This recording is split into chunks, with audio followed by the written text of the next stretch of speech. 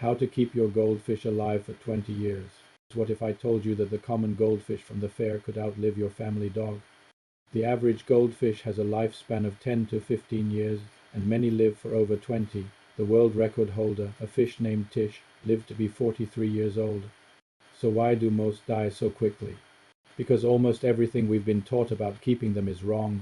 That iconic little bowl is a death sentence. We're setting them up for failure from day one. The truth is, these are intelligent animals that descend from tough, long-lived wild carp. The problem isn't the goldfish. It's the world we put them in.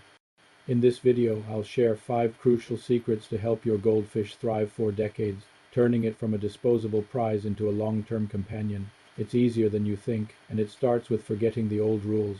The biggest mistake is the classic goldfish bowl. A goldfish is a living, growing, waste-producing machine. And in a small bowl, that waste quickly turns the water toxic. There's no room for a filter and not enough oxygen. It also stunts their growth, which is devastating for their long-term health. So what's the secret? A bigger tank for a single, round-bodied, fancy goldfish. The absolute bare minimum is a 20-gallon aquarium. For sleeker types like commons or comets, you need at least 30 to 50 gallons to start. For every extra goldfish, add another 10 to 20 gallons. More water dilutes waste, creating a stable, stress-free home. A big tank isn't a luxury. It's the foundation for a long life. Now that you have a proper tank, we need to make it a living ecosystem. This is the most important thing you'll learn in fish keeping, the nitrogen cycle. Your goldfish releases waste as toxic ammonia. In a healthy tank, a colony of beneficial bacteria, living mostly in your filter, eats that ammonia and converts it into nitrite, which is also toxic. Then a second type of bacteria eats the nitrite and turns it into a much safer compound, nitrate. This whole process is the nitrogen cycle. A cycled tank is one where this biological engine is running smoothly, instantly turning deadly waste into something manageable. This is why a good filter is not just for catching debris. It's an apartment building for the bacteria keeping your fish alive. Starting this cycle in a new tank, a process called fishless cycling, takes a few weeks but is the only way to create a safe home from day one.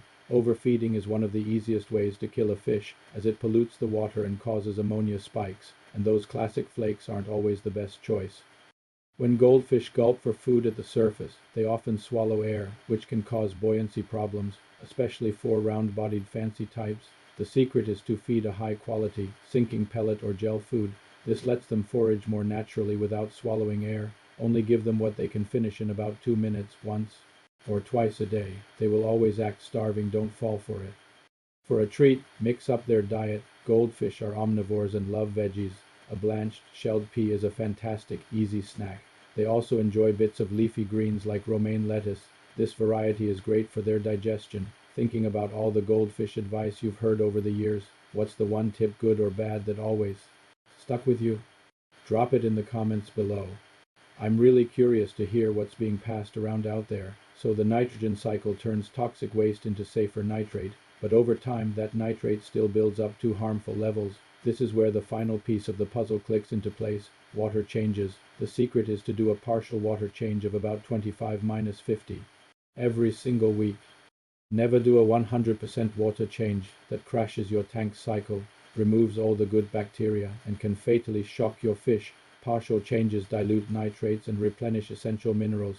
You must treat new tap water with a water conditioner.